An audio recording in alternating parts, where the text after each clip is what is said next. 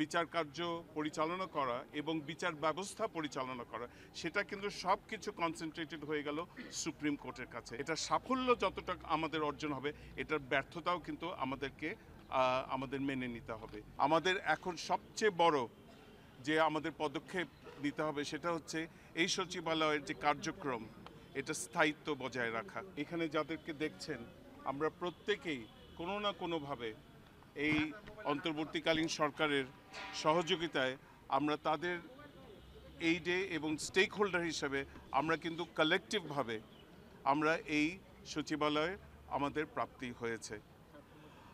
২৬ বছরের যাত্রা, কিন্তু এটি এখানে শেষ হলো না।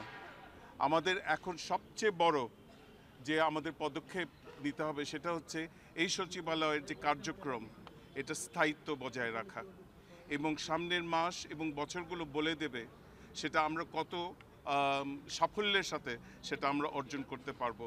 একটা জিনিস হয়েছে, এখন কিন্তু এই যে ক্ষমতা, আমাদের সাংবিধানিক ক্ষমতা, বিচার কার্য পরিচালনা করা এবং বিচার ব্যবস্থা পরিচালনা করা, সেটা কিন্তু সব কিছু কনসেন্ট্রেটেড হয়ে গেল সুপ্রিম কোর্টের কাছে।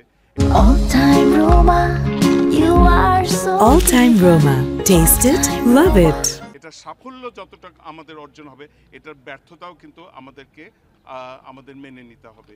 তো সেই দিক থেকে আমি সবার কাছে আমার আহ্বান রইল, আগামীতে যে নির্বাচিত সরকার আসবেন তাদের তো বটেই, এবং আমাদের যত স্টেক হোল্ডার আছে তাদের সবাইকে এই যে ধারাবাহিকতা, এই সচিবালয়ের ধারাবাহিকতা, আইনের শাসন বজায় রাখা, গণতন্ত্রকে বজায় রাখা, এই ধারাবাহিকতা যেন অটুট থাকে এটা। এবং আপনারা, আমি সবসময় বলি, ফোর্থ স্টেট যারা মিডিয়া আছেন, আপনারা প্রিন্টেড ইলেকট্রনিক মিডিয়া আছেন, আপনারা গত 16 মাসে আমাদেরকে যে সহযোগিতা দিয়েছেন, আর সারা দেশে আমাদের যে বার্তা পৌঁছে দিয়েছেন, সেটার জন্য আমি আপনাদের কাছে ব্যক্তিগতভাবে অনেক অনেক কৃতজ্ঞ।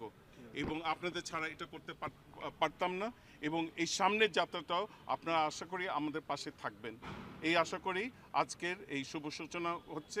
এবং আমাদের দেখবেন আমাদের কার্যক্রম এরপরে প্রতিদিন কিছু না কিছু হচ্ছে। 2টো কমিটি অলরেডি গঠন করা হয়েছে এবং এই কার্যক্রম এখন প্রতিদিন প্রক্রিয়াধীন থাকলো।